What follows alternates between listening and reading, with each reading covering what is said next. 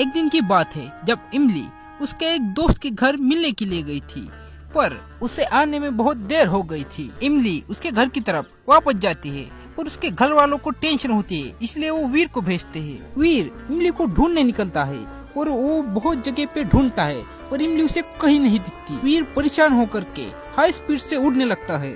इधर दूसरी तरफ इमली घर जाना चाहती थी पर घर का रास्ता ही भूल गई थी। उसे कुछ समझ नहीं आ रहा था कि वो अब क्या करे और उसे बहुत जोर की प्यास भी लगी हुई थी। वो आगे जाती है और देखती है कि आगे कुआं था।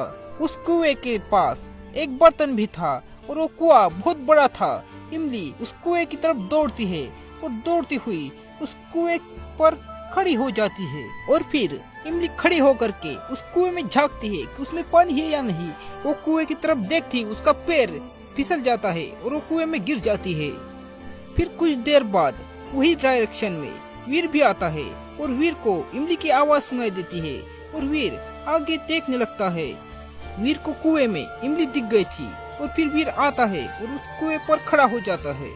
खड़ा होकर के उस कुएं में झांकने लगता है, पर अचानक से इमली आती है और वीर को फेंक देती है, पर वीर उड़ जाता है और इमली कुएं में फिर से गिर जाती है।